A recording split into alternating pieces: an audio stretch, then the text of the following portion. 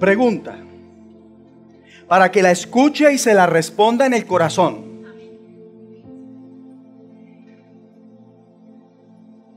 Es esta. Realmente, ¿de qué tanta bendición desea ser usted? ¿Realmente de qué tanta bendición desea ser usted para los demás? ¿En serio?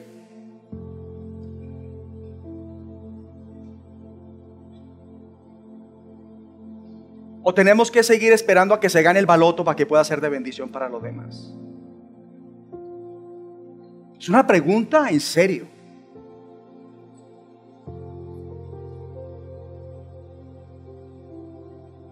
¿Realmente de qué tanta bendición desea ser usted para los demás?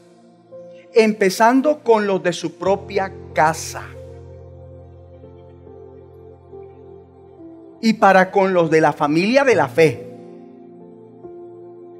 y luego para con las demás familias de la tierra.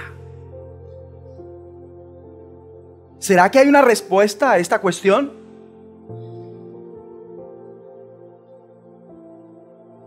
Usted debe tener una respuesta. ¿Saben? Hay que salir. Diga conmigo, salir. Hay que salir de esa fe incorrecta que solo busca a Dios para que lo bendiga a usted nada más.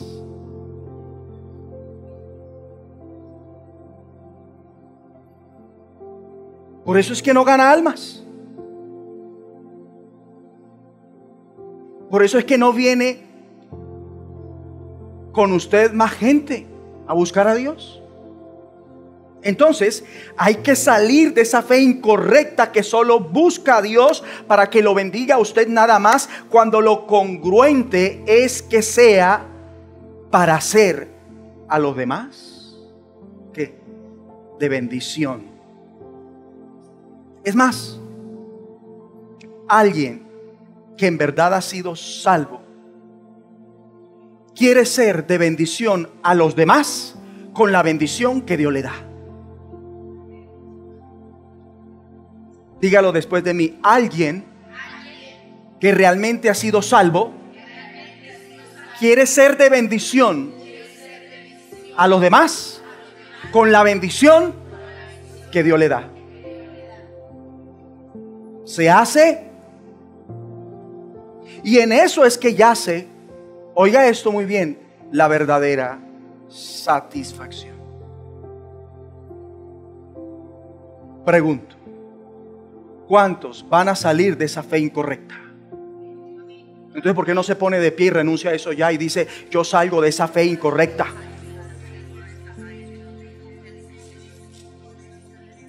De vivir solo en función de que Dios me bendiga y comenzar a ser de bendición para los demás, con la bendición que Dios me da. Pero dígalo con voz llena de poder, de autoridad, con fe en el nombre de Jesucristo. Luego, para que así sea, hay que dejar de vivir en función de los intereses propios. Un solo amén. Hay que dejar de girar torno a lo que se quiere, de sus sueños, de sus metas, de sus objetivos, de sus planes. Hay que dejar de hacer su propia voluntad para solo vivir en función de lo que Dios quiere, su perfecta voluntad.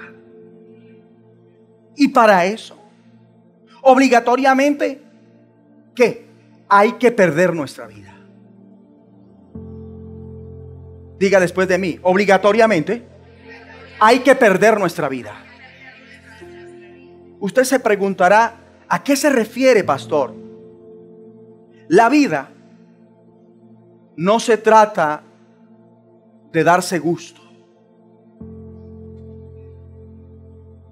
Se trata de dárselo a Dios. Poquitos amén. Tres o cuatro. Tampoco la vida se trata de tener prosperidad terrenal. ¿Sabe de qué se trata la vida? De ser ricos para con Dios. De hacer tesoros en el cielo. ¿Con qué? Sirviendo con las riquezas que Dios nos da. De eso se trata la vida. Que mientras se viva en esta tierra, se niegue a sí mismo. Pues seguir a Cristo, ser guiados por el Espíritu, implica negarnos a nosotros mismos de las cosas de este mundo, de sus placeres, porque estamos persiguiendo el reino de Dios. Tome asiento. Y míreme,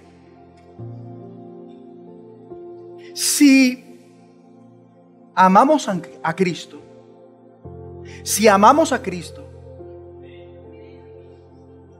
y en verdad queremos seguirlo, tenemos que negarnos a nosotros mismos. ¿De qué? De esas cosas egoístas, esas cosas carnales que muchas personas creen erróneamente es su destino, mentiras del diablo. Entonces, esas cosas deben ser crucificadas y aceptar una nueva vida y aceptar el plan de Dios para su vida. Así ello implique sufrir e incluso literalmente perder su vida. Ni un amén. Porque la gente no quiere perder. Y qué triste que hay una iglesia que no quiere perder. Serán salvos. Porque para poder ser salvo hay que perder.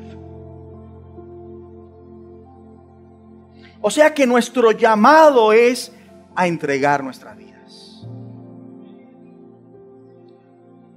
Y no a hacer nuestras vidas. Fuimos llamados por causa de nuestro Señor Jesucristo, ¿a qué? A sufrir. Y un amén. Se supone que perdemos nuestra vida. Eso se supone. En Cristo se supone que el creyente anda perdiendo su vida. ¿Qué anda perdiendo? Todo aquello que antes perseguía. Antes de llegar al conocimiento de la verdad, antes de haber nacido de nuevo por el Espíritu, antes de la regeneración. Porque ahora se supone que tenemos una nueva mentalidad. Entonces se supone que debemos estar dispuestos a perder lo que conlleve el servir a Dios, a perder lo que conlleve obedecerle a Dios. No se trata de acumular cosas en este mundo. De eso no se trata la vida. ¿Sabe de qué se trata la vida ahora en Cristo? De dejarlas a un lado, negándonos a nosotros mismos y estar dispuestos a ¿qué? A morir a nosotros mismos. Míreme acá, míreme acá. Estar dispuestos a morir a nosotros mismos. Estar dispuestos a morir. ¿Por qué? Por nuestra fe. Ni un amén. Y solo cuando se hace esto, que haya ese creyente, ¿qué hallaremos? La vida. ¿Qué vida? No una vida como las que viven las personas en este mundo. No. Una vida de reino, que es totalmente distinta e insuperable. Así que de nada sirve que se salga con las suyas y no haga lo que Dios quiere. Lo vuelvo a decir. De nada sirve que se salga con las suyas y no haga lo que Dios quiere. No sea quien Dios quiere. De nada le sirve que persiga las cosas de este mundo, que logre seguir en este mundo, si no va a entrar al final al reino. En el peor de los casos estoy hablando. O si pierde las cosas del reino. Escuche esto. Escuche esto. Todo lo que preserve, todo lo que salve en función de sí mismo. Escuche esto. Todo lo que preserve, todo lo que salve en función de sí mismo y de este mundo, escuche, siempre conlleva pérdidas de las cosas de Dios. Siempre conlleva pérdidas de los privilegios que Dios da.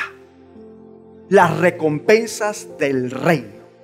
Inclusive, como lo he dicho, lo digo ahora en otras palabras, llegar a perder su alma y cuerpo. ¿En dónde? En el infierno. ¿Qué vemos? Que la gente, incluyendo la que dice ser cristiana, algunos cristianos, muchos cristianos, con tal de seguir viviendo en este mundo, son capaces de hacer cualquier cosa. Con tal de seguir viviendo en este mundo. Por no decir que algunos ya han hecho locuras. Con tal de seguir viviendo en este mundo. ¿Por qué esto? Porque no quieren aceptar que Dios haya dado en favor nuestro a su único hijo. ¿Y por qué Dios ha dado a favor nuestro a su único hijo? Porque Él nos ama y para que seamos parte de su reino. Pero no se ha querido aceptar esto para salvar nuestras vidas. Es decir, perder la vida que soñábamos para salvar nuestras vidas y tener una de reino. Algunos no han querido aceptar esto, pues aman más vivir la vida en este mundo a su antojo. Esa vida que lleva a la perdición. Esa vida que acarrea pérdida de las cosas del reino. Y lo vuelvo a decir de otra tercera forma. Esa vida que puede llevar a la persona a que la pierda definitivamente. Ya que se prefiere salvar la vida independientemente de la gracia de Dios y su perfecta voluntad. ¿Verdad? ¿Verdad?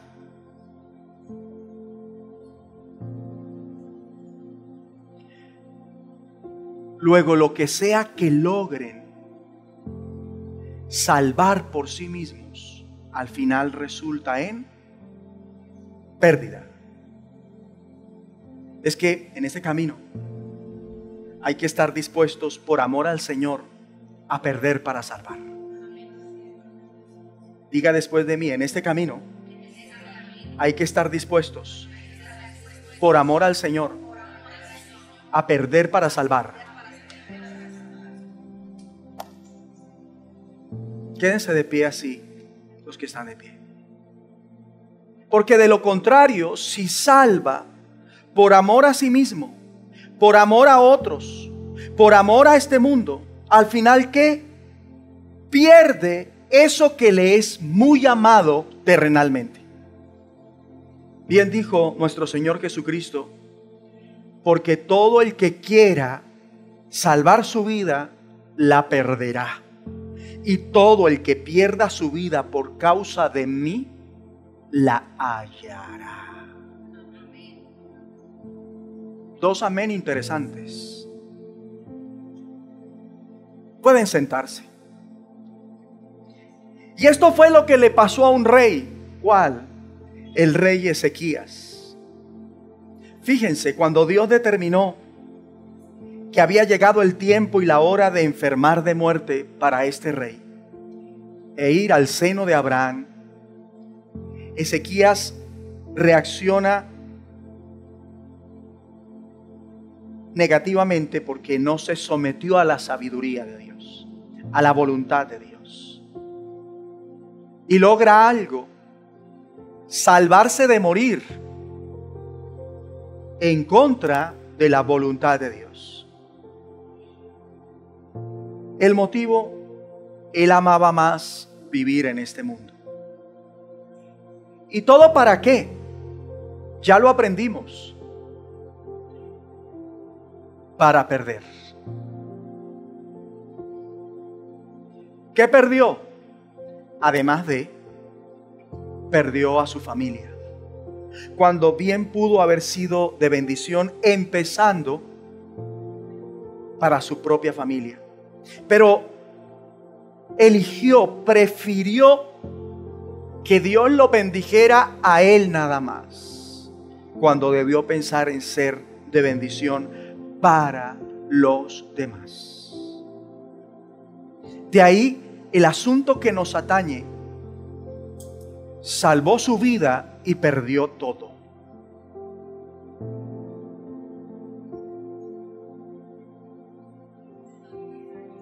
Salvó su vida y perdió todo. ¿Están conmigo? Espero que lo estén.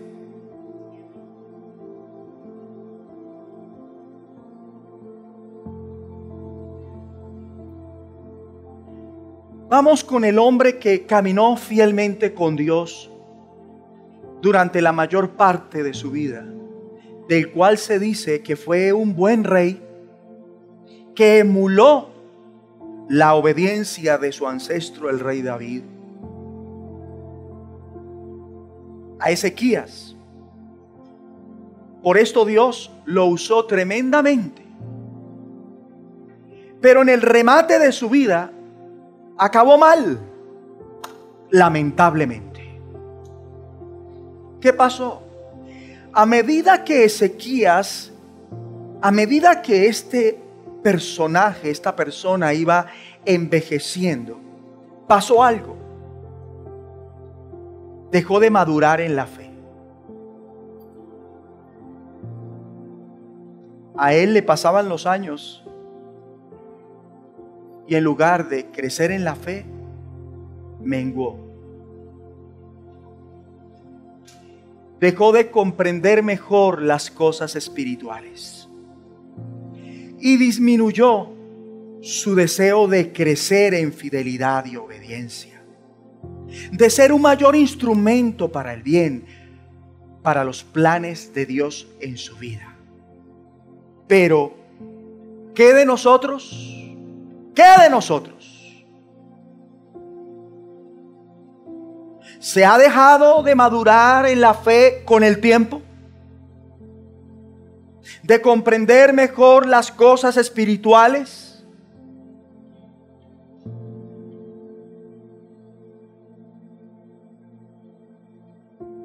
¿Cuántos años lleva en Cristo? Y no es mejor, sino peor en la comprensión de las cosas espirituales.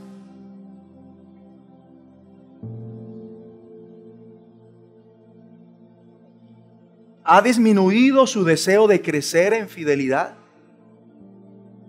Porque algunos no era como son. No llegaban tarde, aprovechaban todas las reuniones, servían. Hoy no son ni el pálido reflejo de lo que eran. Disminuyó su deseo de crecer en fidelidad y obediencia, de ser un mayor instrumento para el bien, para los planes de Dios en su vida. ¿Y saben qué? Eso es peligroso. No se haga el loco, no se haga la loca. No cometamos más la falla de este hombre y que otros han cometido. Y es que en medida que les pasan los años, se vuelven fácilmente manipulables y con facilidad se alejan del camino en mayúscula y llegan a comprometer la integridad de la palabra de Dios. Ya no la creen igual, la cuestionan, pelean. Grave error. Y en lugar de ser más entregados y comprometidos, se han vuelto más laxos, más liberales, por no decir libertinos. ¿En qué? En su modo de pensar, en su modo de hablar, en su consagración a Dios. Cosa que desagrada a Dios cuando debemos ser gente que anda así, rectamente. ¿Con qué fin? Con el fin de servirle y en consecuencia ser de bendición a los demás y llevar gloria al nombre del Señor. Pero lastimosamente, algunos ya se metieron en esto, porque no son ni lo que eran, ni son lo que tendrían que ser a esta altura de su camino, de su andar en fe. No lo son. Ezequías, el rey fiel y agradable, que dependió de Dios para todo, lo fue hasta que llegó a un punto donde no se sometió más a la voluntad de Dios, hasta que se creyó más sabio que Dios, hasta que en vez de morir gustosamente como Dios lo había dispuesto, al decirle mediante el profeta Isaías la buena noticia: ordena tu casa porque morirás y no vivirás. ¿Cuál fue la reacción de él? Discutió, lloró amargamente y procedió a hacer una negociación en oración con Dios. Y Dios, en su soberanía, salvó su vida para seguir 15 años más en este mundo, para que caminara con Dios y demostrara su carácter. Pero lo hizo. Vamos a Isaías 39, versículo 1. Veamos si lo hizo.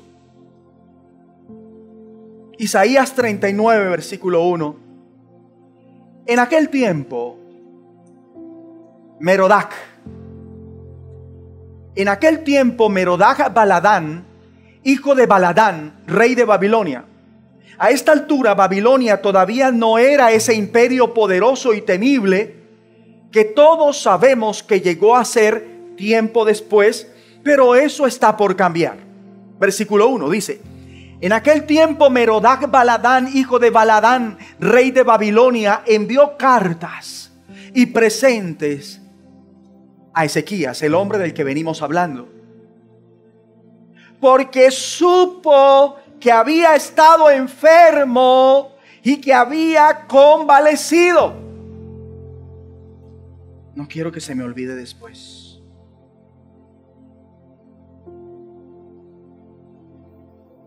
Porque supo que había estado enfermo y había convalecido. ¿Quién fue?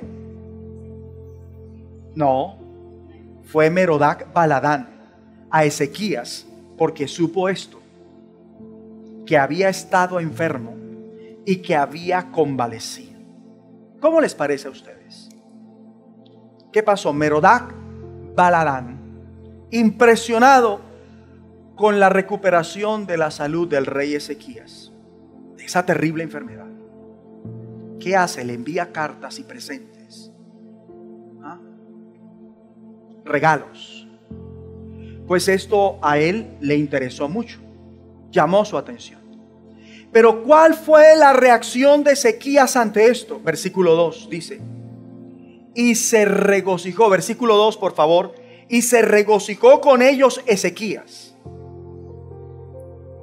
¿Cómo reacciona Ezequías ante esto? Se goza, porque esta noticia de su experiencia de vida hubiese llegado tan lejos, a Babilonia, sobre cómo Dios había oído su oración y cómo Dios le otorgó 15 años extra y cómo al estar enfermo se recuperó. Entonces, ¿qué sucede? A él ha venido esta comitiva real de lejanas tierras. ¿De dónde? De Babilonia. Vinieron a visitarlo y para oír de él mismo cómo fue que se dio ese gran milagro y quién le dio 15 años extra. Pero miren lo que hace o lo que hizo Ezequías, quien estaba alegre por estas cosas, por cómo impactó lo que a él le pasó aquel rey, a Merodac, de esa nación tan distante. Y aquí yo diría que no solo estaba feliz, sino que Ezequías comenzó a volverse orgulloso por esto. Miren por qué lo digo. Estamos en el versículo 2.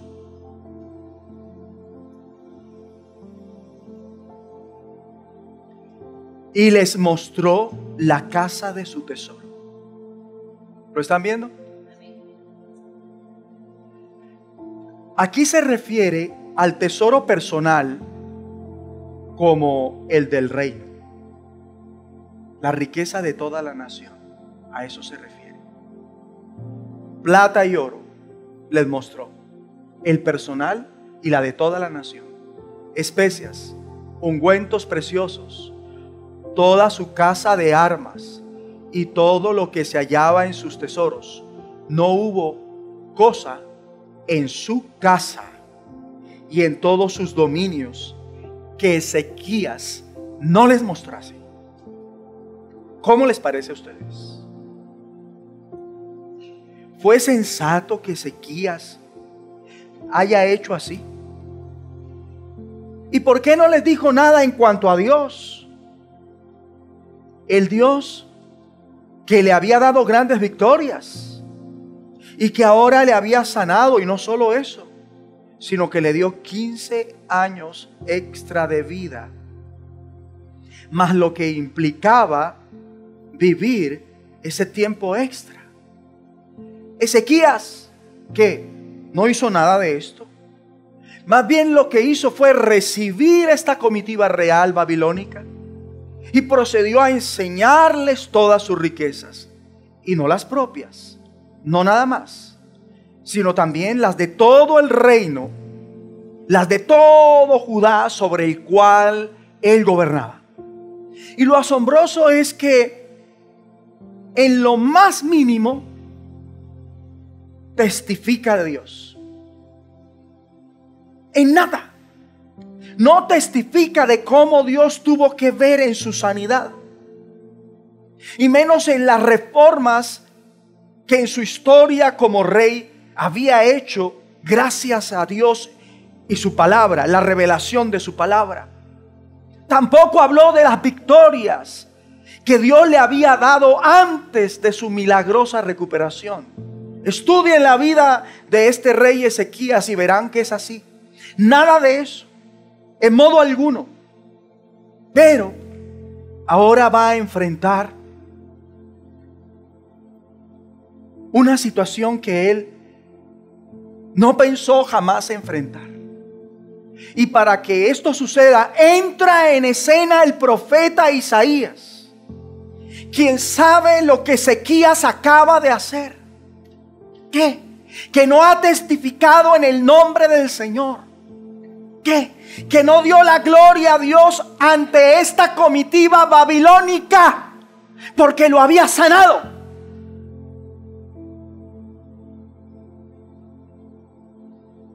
Tres. Entonces el profeta Isaías vino al rey Ezequías y le dijo: ¿qué dicen estos hombres y de dónde han venido a ti? ¿Quién está hablando aquí?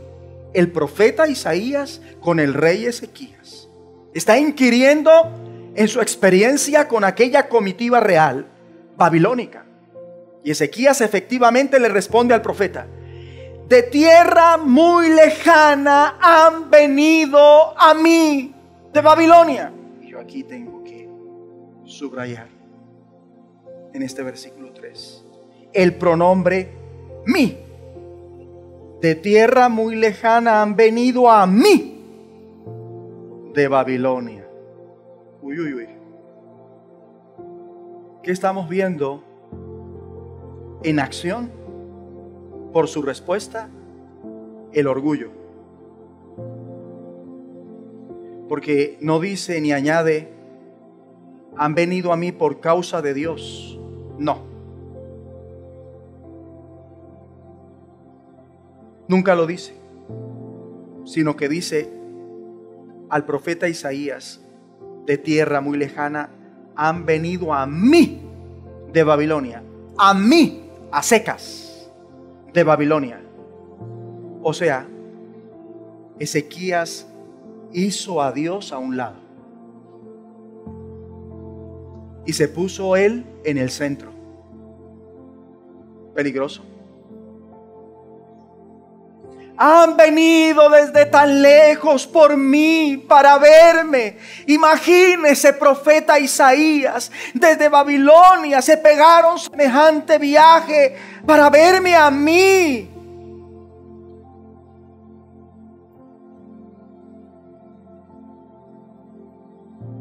El lío está en que ellos vienen desde donde vienen.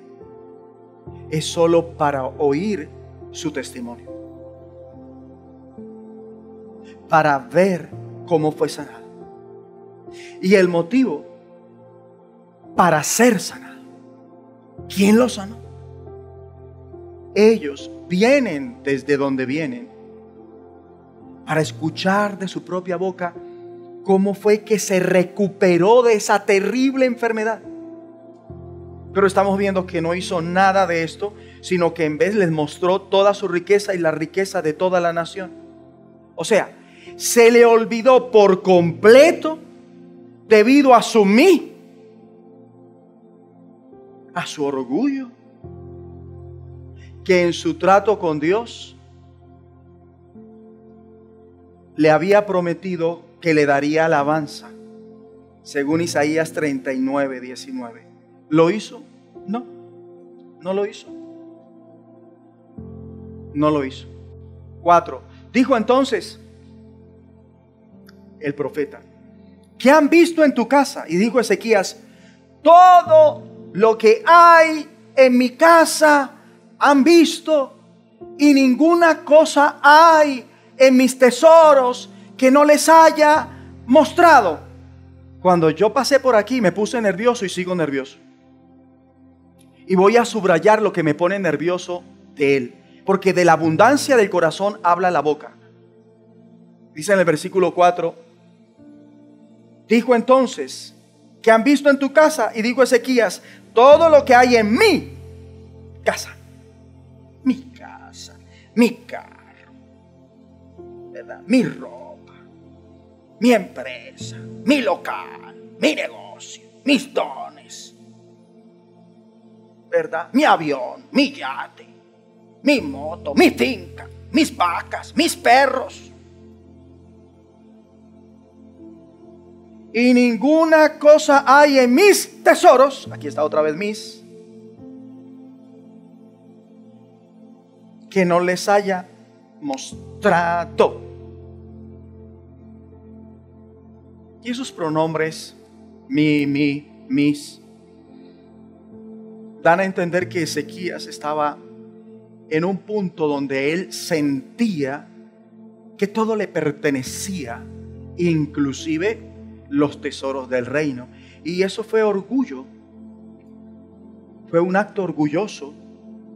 Es más, el haberse lucido mostrando todas sus posesiones y riquezas no es más que una representación ¿de qué? Del orgullo. cuando él debió ser humilde. O sea que recibir ese milagro en respuesta a su oración a Ezequías, al final no le representó humildad. No causó en él humildad, sino que orgullo. No lo llevó a un nivel superior de gratitud a Dios, sino que en vez de esto lo llevó a pensar lo grandioso que él era. Es que fue por mí. Y es que es por mí. Y es que si yo no hablo, ese yo también, ese mí, ese mis. Y lo que él había conseguido, todo esto, pensó. Y lo que él había acumulado,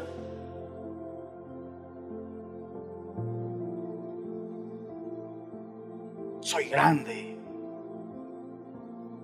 me ha ido bien.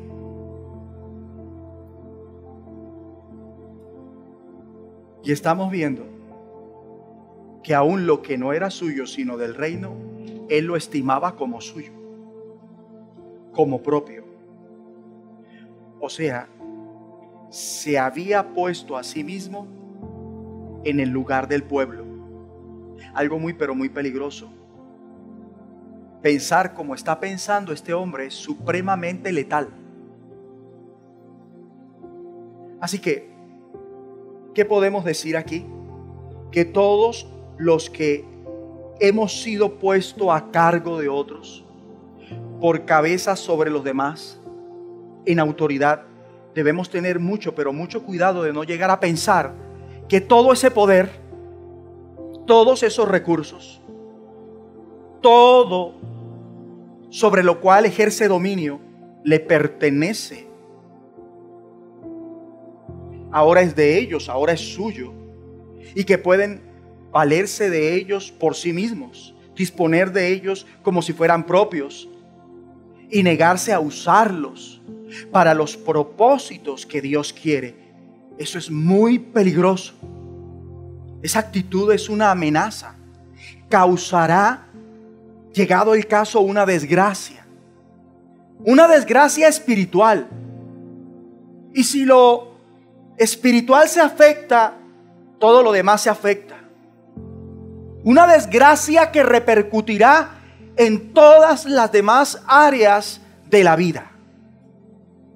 Así que, ¿qué respondió Ezequías? Todo lo que hay en mi casa han visto, y ninguna cosa hay en mis tesoros que no les haya mostrado. De inmediato, esto me llevó a Nabucodonosor, cuando de cara a la grandeza a la que gracias a Dios había llegado, en orgullo confesó: bueno, ¿y no es esta la gran Babilonia que yo edifiqué para casa real? Con la fuerza, ¿de quién? De Dios, no, de mi poder, de mi poder. Y para la gloria, ¿de quién? De Dios, no, de mi majestad. ¿Y qué ocurrió? Aún estaba esas palabras en la boca del rey, cuando vino una voz del cielo: a ti se te dice, rey Nabucodonosor, el reino ha sido quitado de ti. O sea que las personas que manejan estos pronombres a la hora de hablar de logros y posesiones y éxitos y placeres y lo que sea, pronombres como yo, mi, mío, mis, nos están dando pistas de que están a punto de tener grandes y terribles pérdidas. Quiere perder su cama, diga: mi cama, nadie me la toca, y la va a perder. Quiere perder su negocio, mi negocio.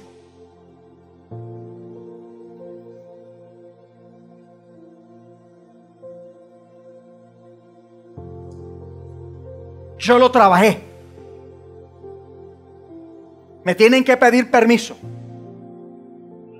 Mi finca, mi carro.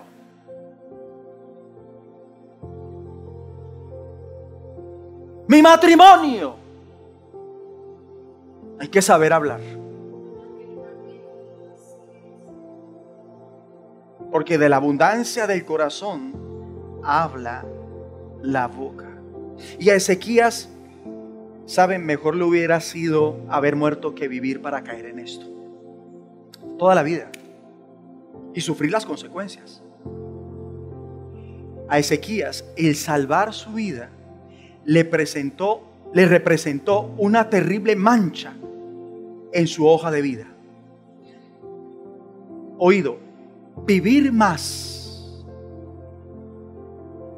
para tirarse la vida no lo vale. ¿Me está copiando? Cuando el día que se dijo que iba a morir, hasta ese día, la hoja de vida de Ezequías no tenía mancha. Estaba impecable. Pero él no aceptó la voluntad de Dios y quiso vivir más para su propio mal. Y vamos a ver que Ezequías salvó su vida para perderlo todo. 5. Entonces dijo Isaías a Ezequías: oye palabra de Jehová de los ejércitos. Jehová de los ejércitos es una manera muy importante de llamar a Dios, porque esta expresión profética, por lo regular, cuando aparece, figura en el contexto de que Dios muestra algo a alguien que necesita su poder actuando. Algo que es intimidante, un mensaje que señala que únicamente el Dios Todopoderoso, el Dios soberano del universo, es capaz de hacerlo, nadie más.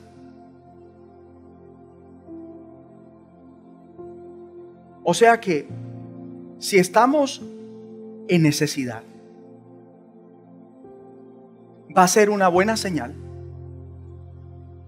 que alguien de parte de Dios en profecía, o alguien que sea profeta, o alguien que sea profetiza, nos hablen en medio de nuestra necesidad de parte de Jehová de los ejércitos. Porque eso significa que Dios se va a glorificar en medio de nuestra necesidad. Pero si en vez de eso está obrando en orgullo, se está obrando en orgullo, centrado en el materialismo, pensando en sí mismos, si no se entiende su llamado, en esas situaciones, cuando Dios se muestre proféticamente a través de alguien, sea en profecía o que sea un profeta o una profetisa, casi siempre cuando menciona Jehová de los ejércitos, no es para obrar extraordinariamente a favor de esa vida, sino para traerle juicio.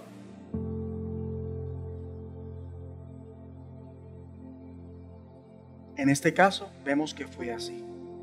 5. Entonces dijo Isaías a Ezequías: oye, ¿qué?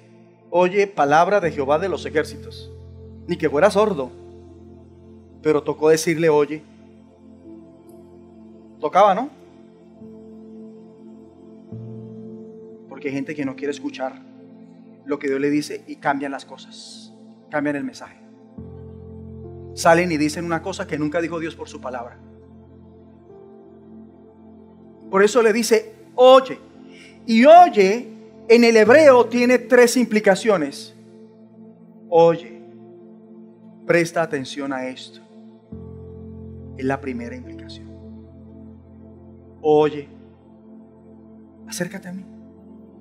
Ven, sí, ven. Y estemos en unidad. Oye, segunda implicación. La tercera, oye, es decir, responde a lo que te voy a decir a través del profeta, con esa profecía, con esa palabra. Y por favor no te hagas el loco, no te hagas la loca. Oye, es decir, responde con arrepentimiento. Vuélvete a mí, le dice Dios. Arrepiéntete de tus actitudes, de lo que has hecho, de tu mentalidad errática. Oye. 5. Entonces dijo Isaías a Ezequías: oye palabra de Jehová de los ejércitos. 6. He aquí vienen días en que será llevado a Babilonia todo lo que hay en tu casa y lo que tus padres han atesorado hasta hoy. Ninguna cosa quedará, dice Jehová. Ustedes saben lo que es orar porque no se quiere morir, sino que se quiere vivir y vivir para volverse un orgulloso y tener que ser castigado por esto. Mire, mejor hubiera sido si Ezequías hubiese aceptado la voluntad de Dios cuando le dijo: ordena tu casa, porque morirás y no vivirás. Recuerde que Ezequías, en un arrebato de orgullo, recién nos acaba de mostrar su orgullo al exhibir todo lo que poseía, todo lo que posee la nación. Había hecho alarde de sus posesiones, se había pavoneado aún con lo que no era suyo, sino de la nación. Mira, tengo esto, pero tengo aquello y esto. Y no sabes cuánto he ganado. Mira, he ganado esto. No sabes cuánto gano, pues devengo esto. Ah, pero ven, esto lo he logrado también. Y mire lo que se ha hecho. Y mire otra cosa. Por eso sucederá una pérdida total. Salvó su vida para ver a salvo lo que tenía y lucirse con todo eso. ¿Para qué? Para perderlo. Le dice Dios mediante el profeta: no quedará nada de todo eso. Todo será arrasado. Habrá una pérdida absoluta a futuro. 6. He aquí vienen días en que será llevado a Babilonia todo lo que hay en tu casa y lo que tus padres han atesorado hasta hoy. Si ven las riquezas de todo el reino, ninguna cosa quedará, dice Jehová. O sea, Dios le dice la buena noticia de que prepare su casa, ordene su casa, porque morirá. Él dice: no es sabio que yo me muera todavía. Dios le dice: pues listo, le doy 15 años más. ¿Para qué? ¿Para qué?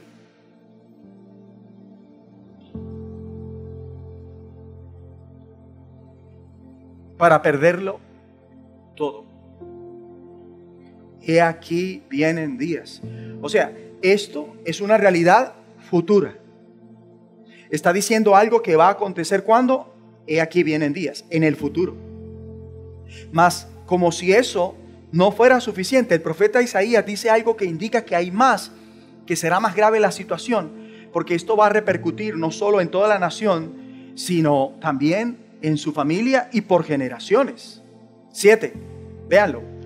De tus hijos que saldrán de ti y que habrás engendrado, tomarán y serán eunucos en el palacio del rey de Babilonia. Lo que queda de someterse a la voluntad propia y no al orden de Dios. Cada vez que se hace lo que se quiere, se vive en desorden y se insta al desorden. Solo cuando hacemos lo que Dios quiere, vivimos en orden y llamamos al orden.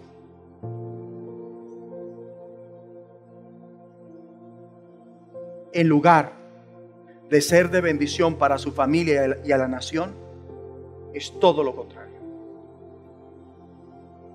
¿Qué debió hacer Ezequías? ¿Qué debió hacer?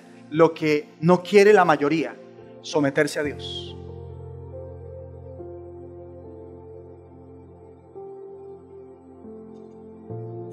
aceptar su voluntad. Pero no. Luego habrá una repercusión en la generación que le seguía, sus propios hijos, y la subsiguiente, los hijos de sus hijos. ¿Y por qué usted dice eso, pastor? Hombre, porque el castigo babilónico sabemos que duraría 70 años. Y muchos de los que serán llevados cautivos a Babilonia no volverán. Muchos morirán en el exilio antes de que se cumplan esos 70 años. Y muchos de los que sobrevivirán no desearán volver a la tierra. Entonces habrá una gran pérdida en lo tocante al llamado de Dios entre los hijos de Israel.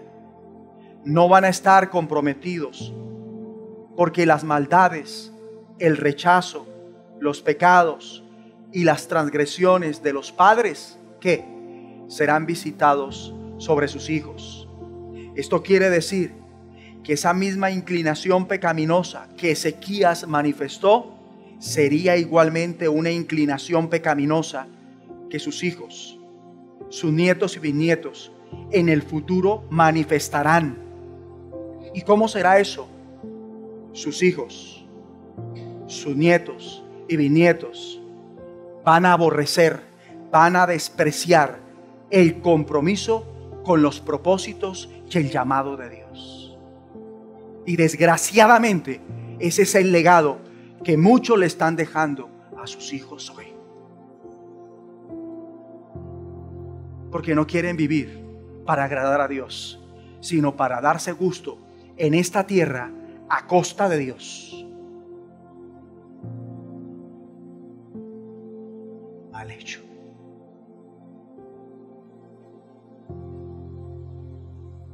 Siete. De tus hijos que saldrán de ti y que habrás engendrado, tomarán y serán eunucos. Yo voy a subrayar en eso. En eso voy a hacer énfasis. De tus hijos que saldrán de ti y que habrás engendrado, tomarán y serán eunucos en el palacio. Esa es una palabra clave acá en este pedazo de la Biblia. En el palacio del rey de Babilonia.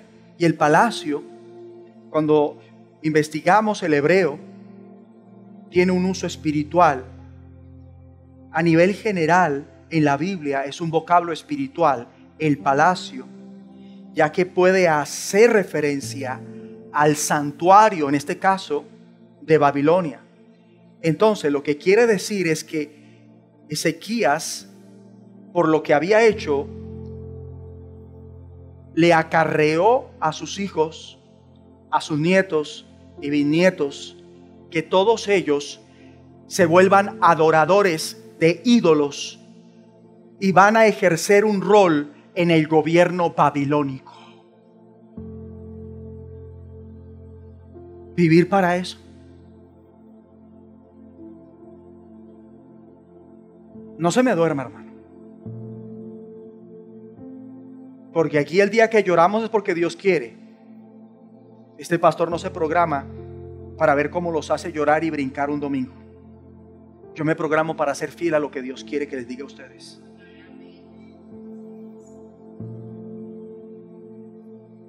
Para ser claros, estas son malas noticias. Es una profecía desastrosa. Ezequías, el varón de Dios que fue sensible durante la mayor parte de su vida. ¿A qué? A la voluntad de Dios.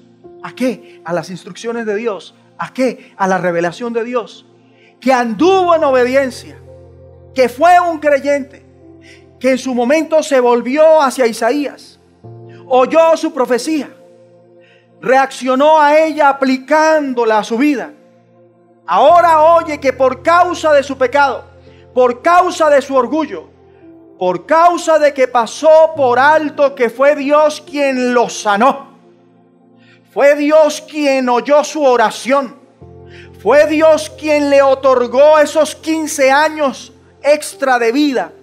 Años que, por cierto, lo vuelvo a decir, soy enfático, debió haber empleado para Dios, pero no lo hizo. Fue egoísta, egocéntrico.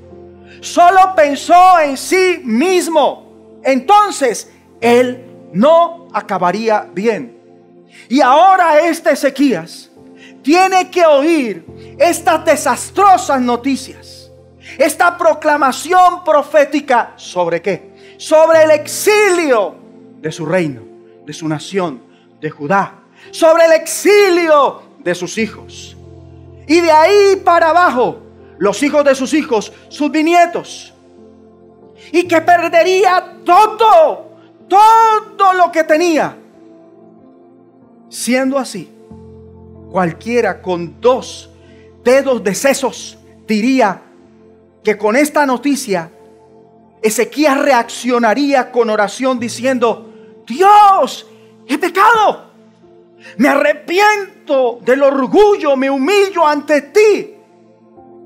Y que así como oró con su rostro hacia la pared para que Dios lo sanara, le extendiera perdón, fuera misericordioso cuando le dijo: ordena tu casa porque morirás y no vivirás. Cualquiera pensaría, bueno, ahora él oraría para que así como Dios le quitó esa enfermedad, que ahora quite esta espantosa y desastrosa proclamación de castigo. Pero ¿qué hizo Ezequías? Vamos a ver al hombre que había efectuado tremendas cosas con la ayuda de Dios, que había confiado en Dios. Vamos a ver a este hombre hacer algo que si usted lo oyera de pie, tal vez caería sentado en la butaca en la que ahora mismo se encuentra. Versículo 8. Miren lo que dijo Ezequías. Y dijo Ezequías a Isaías: la palabra de Jehová que has hablado es buena. Y añadió: a lo menos haya paz y seguridad. Ya me pongo nervioso con ese pronombre otra vez. ¿Se están fijando? ¿Se están fijando? La palabra es un espejo, señores. En mis días,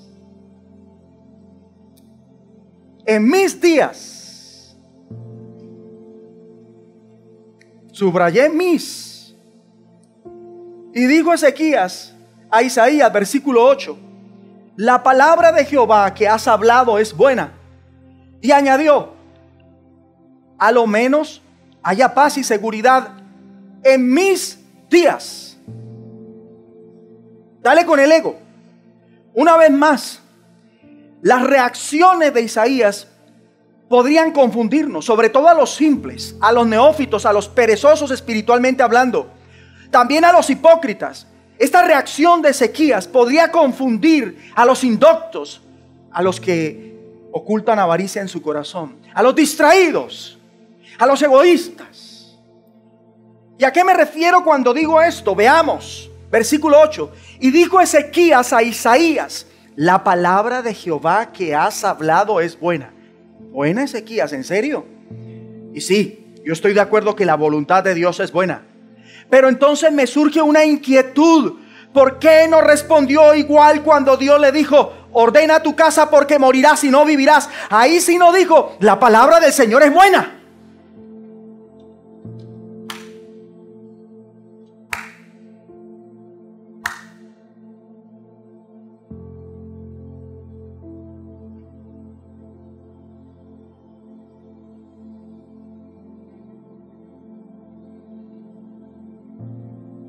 No dijo: la palabra de Jehová que has hablado es buena, cuando el profeta Isaías le dijo: ordena tu casa porque morirás y no vivirás.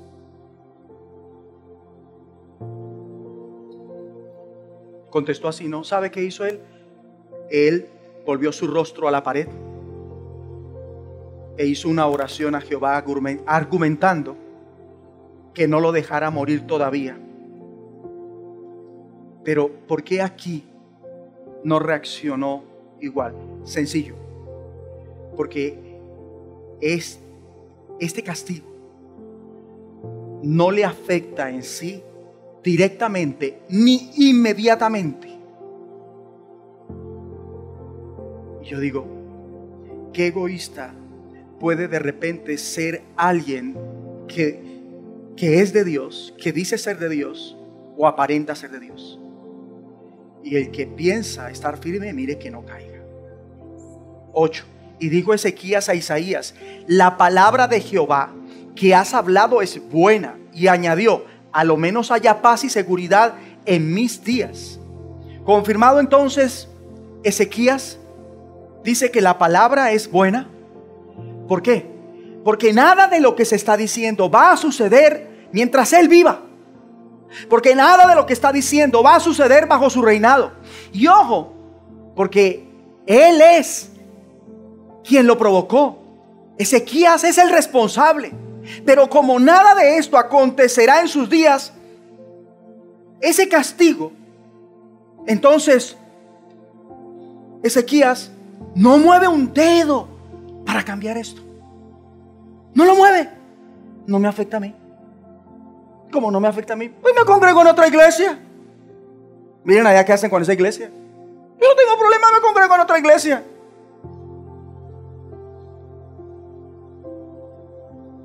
Oiga, si Moisés no dejó de pastorear el pueblo sobre el cual Dios lo puso, ¿por qué yo voy a dejar de ser fiel? Pero entonces, ¿por qué el pueblo no es fiel?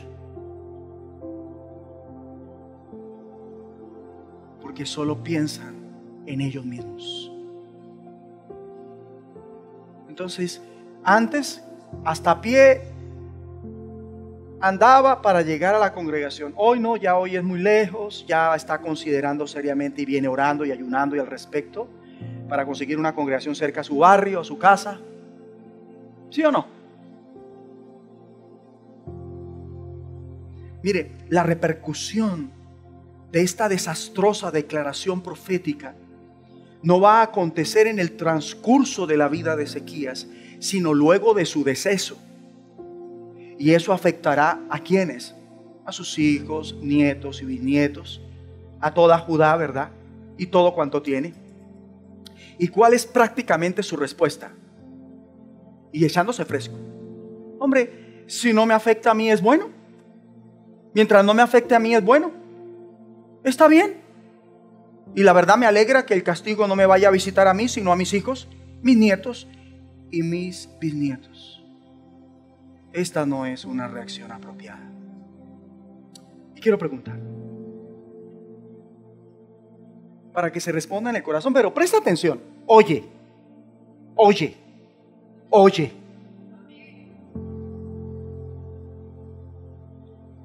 ¿Está usted pensando mucho en su propia vida? ¿Enredado en su propia vida?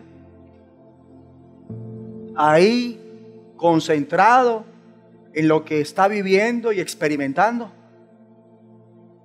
en sus llagas y sus heridas.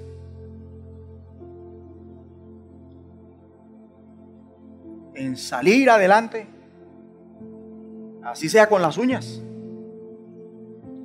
Le digo algo, para eso Dios no lo salvó. Si usted recibió el evangelio del reino, Dios lo salvó para que sea de bendición,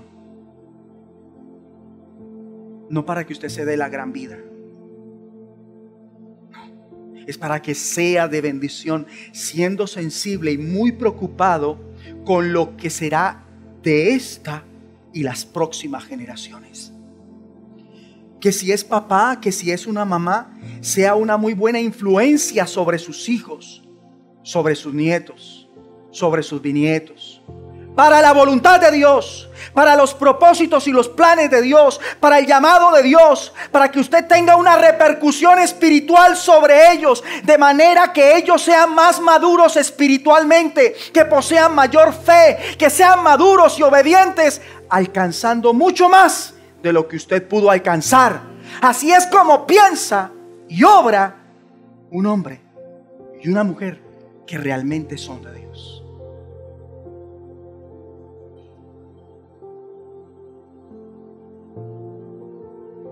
Tenemos que ir más allá de hoy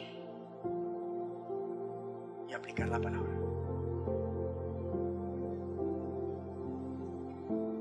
Y una regla fundamental de la Biblia, ¿saben cuál es?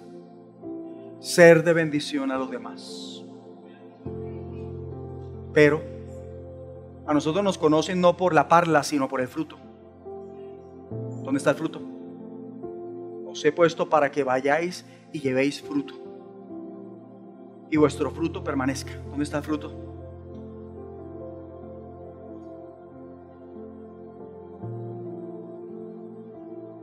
Cuando se vive solo para sí, no se gana almas. No se trabaja para eso. No es un objetivo en sí.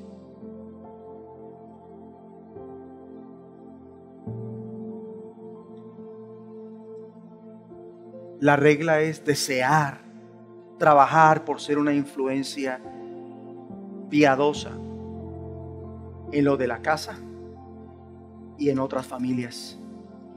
Y eso es algo que solo sucede cuando en serio se recibe el amor de Dios, que una vez recibido se manifiesta a través de nuestro amor hacia los demás.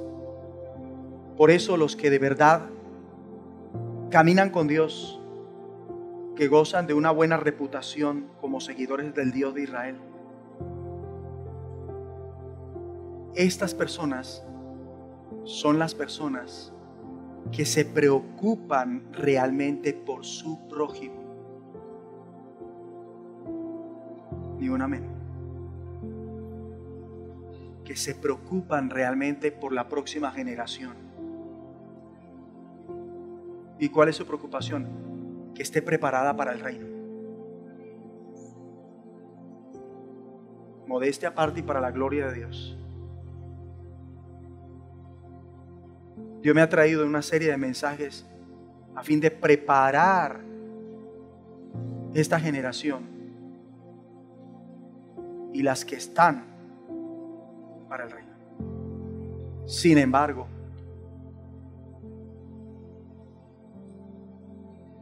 ¿sabe? Se está trabajando duro para que sus hijos y nietos tengan una vida de reino.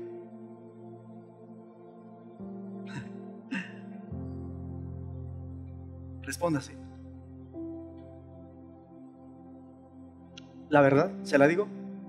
La gente está trabajando duro para que sus hijos, nietos y bisnietos vivan mejor que ellos en esta tierra, pero no que tengan una vida de reino. Y los padres sienten satisfacción cuando sus hijos son mejor que ellos en el plano terrenal. Es lo único que los enorgullece. Pero no los veo trabajando duro para que sus hijos, sus nietos y bisnietos tengan una vida de reino.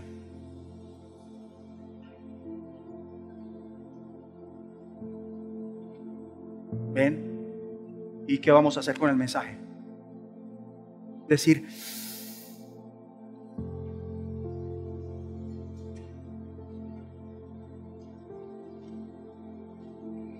finalizo con esto. Y óigame, por favor.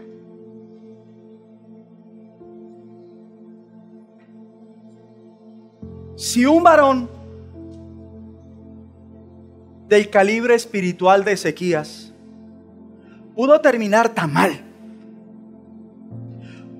pudo ser tan egoísta, y que su prosperidad y que Dios haya hecho cosas tan tremendas, de tanta bendición bajo su administración, bajo su vida y autoridad, si eso fue capaz de causar semejante orgullo en su vida, entonces, míreme muy bien, todos los que me escuchan y todos los presentes tendríamos que estar muy, pero muy preocupados con esta palabra. Tendríamos que esforzarnos. ¿Y sabe qué? Ya, pasar aquí adelante y doblar rodilla.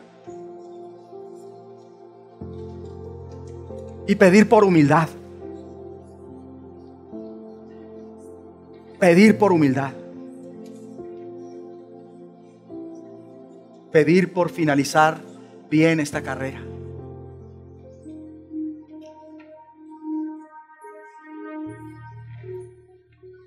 Perdiendo nuestra vida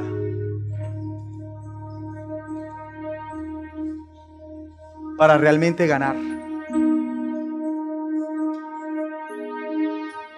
Pedir por dejar de salvar nuestra vida y al final perder. Pedir por ser personas que crecen permanentemente en nuestro andar con Cristo. Dígaselo a Dios: Dios, yo quiero ser alguien que crece permanentemente en mi andar con Cristo. Y reconocer: Señor, yo reconozco que entre más días peor Matías. Eso hay que reconocerlo también. Yo antes danzaba y hoy ya no danzo. Yo antes me espelucaba alabándote, ya no me espeluco. Yo antes no callaba y predicaba y ya no predico. Yo antes no llegaba tarde a la iglesia, ahora llego tarde. Yo antes no me dejaba de congregar, ahora me dejo de congregar. Yo antes servía y ahora no sirvo. Yo antes entendía más, ahora entiendo menos. Yo antes me sometía a todo, inclusive a errores, y ahora ya no me someto, porque nos sometimos en nuestro amor a errores. Y ahora que tenemos la verdad nos queremos someter. Ore, mijo, ore, papito, no nos engañemos, ore. Con la boca cerrada no, ore de verdad abriendo la boca, porque no hemos comenzado a cantar. Hay que orar. Hay que orar para dejar de ser orgullosos. Los músicos orando porque el diablo los quiere adorándole.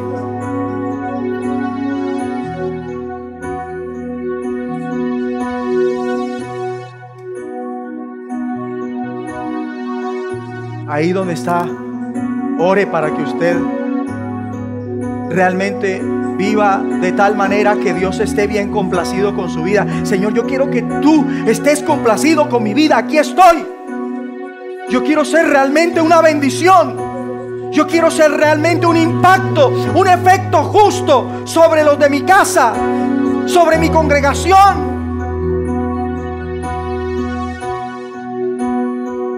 sobre los demás.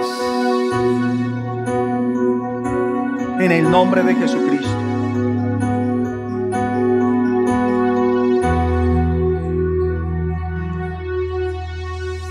A tus pies arde mi corazón, a tus pies Así te es. entrego lo que soy. Estoy negándose y tomando la cruz. Es el lugar Despójese de ese de egoísmo. mi seguridad, Pídale a Dios que quebrante ese egocentrismo en su casa, donde nadie comenzando por usted. puede señalar.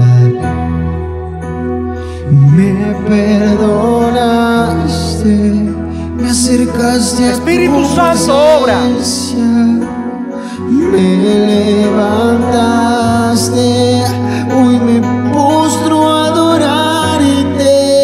Dejemos de vivir en función de agradarnos y comencemos a agradar a Dios. No hay lugar más alto, Se quebranta ese orgullo. más grande Se quebranta ese orgullo. que Vamos. estar a tus pies. Señor, hasta hoy va a haber un cambio en mi vida. Estar a tus pies. No Voy a ser la influencia que tú quieres que yo sea para mi casa. más alto, más grande, estar a tus pies, que estar a tus pies, a tus pies arde mi corazón, a tus pies te entrego lo que soy.